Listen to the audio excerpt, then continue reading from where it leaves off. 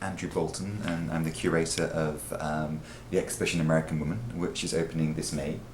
The exhibition is really a celebration of the merger of the Brooklyn collection with the Metropolitan Museum of Art's costume collection, which we received in January. And the exhibition is really focusing on masterworks from the Brooklyn collection, but specifically looking at particular archetypes of American femininity as expressed through the Brooklyn collection. When I was going through the collection, initially I was focusing on specific American women of style like Rita Leidig or Millicent Rogers or Mrs. Austin Hearst, who have very specific sort of sartorial identities, very specific self-presentations.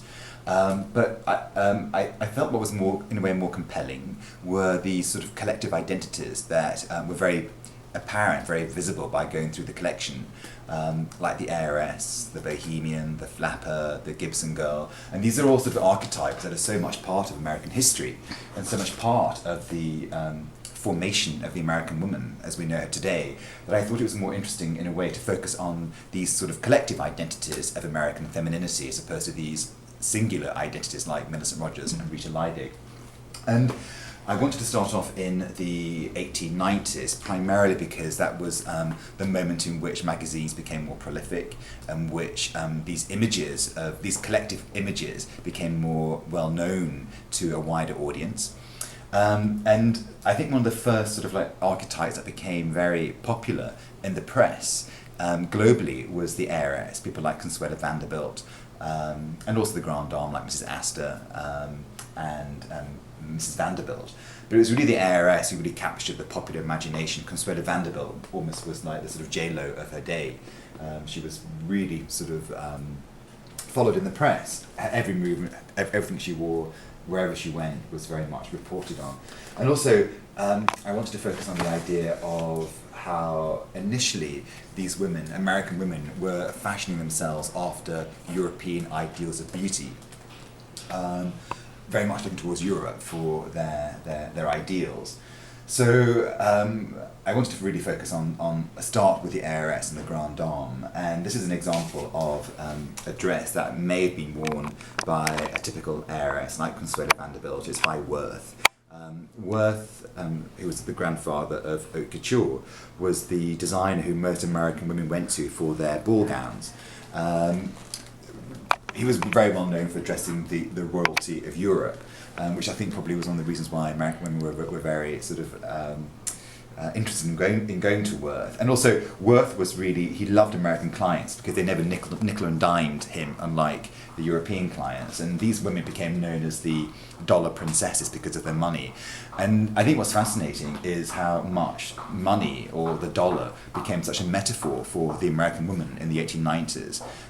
You had the phrase million-dollar princesses, you had robber barons. It was all these sort of like terms that were really associated with the idea of money.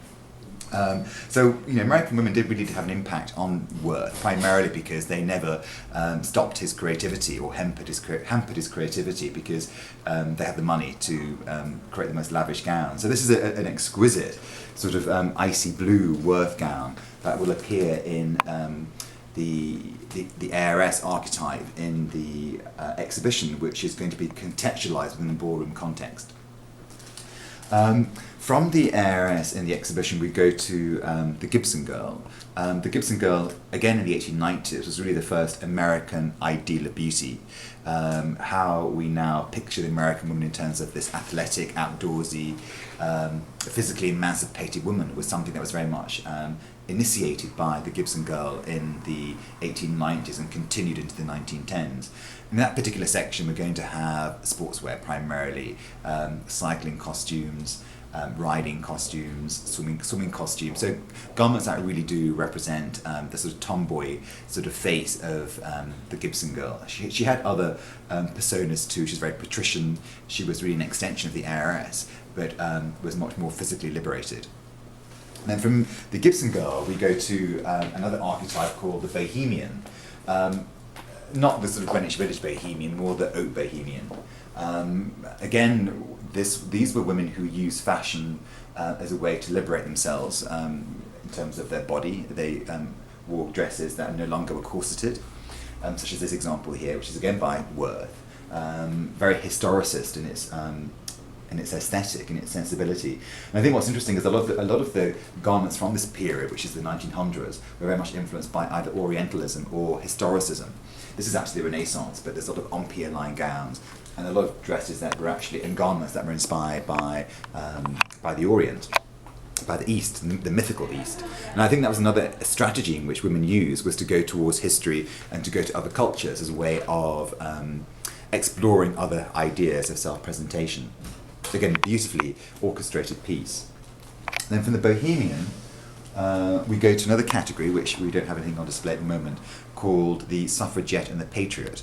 So from the sort of from the Bohemian, who really began to flirt with ideas of feminism, began to flirt with ideas of sort of educational liberation, political liberation, we really go into the Suffragette and the Patriot, who really do start actually being activists in women's emancipation through the right to vote, entry into the workforce. And that particular section will be, for the suffragette, will be typified by garments, very sort of suits, very walking suits primarily, with very masculine details. A lot of suffragettes use masculine details as a way of proclaiming some sort of equality with men in terms of their detailing. And then from there we go on to the flapper, and these are some examples of typical sort of jazz baby Charleston dresses. And the flapper, in a way, really did benefit from all the physical and political and social emancipations of the patriot and the suffragette. In terms of the fact that she was more sexually liberated, entry into the workforce. The flapper is going to be categorized into the career girl and the jazz baby. You know, she smoked cigarettes, she made out in back seats of cars, she danced to Charleston, she drank alcohol. So she was very much this sort of like youthful, rebellious side of the American woman. And then from the flapper, we go into the Green Siren, which is a very final archetype in the exhibition. And the Green Siren, again, the American woman's really come full circle, which is why I wanted to bracket the exhibition with the heiress and the Green Siren.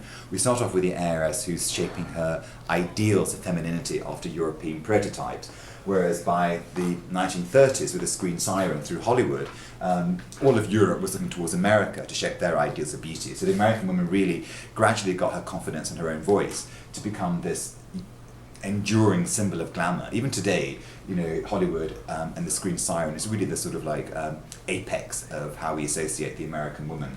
So these two pieces are by a Hungarian but New York-based designer called Madame Etta.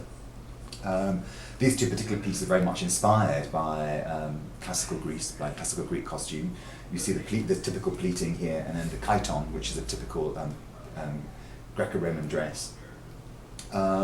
And then we have these other examples here from the Green Siren, which are Charles James's very famous siren dress or lobster dress. Here we have three variations of it, dating from the 38, 39, and then the early 50s. So I wanted to have three grouped together to show the actual evolution of the lobster style. And you see in this particular section here where he really has used the idea of the crustacean, the plates of the actual lobster as a way of articulating the dress. So that's really, you know, the sort of in a crux what the exhibition is about, this idea of how American women, through fashion, increasingly became confident to assert her own unique sense of identity.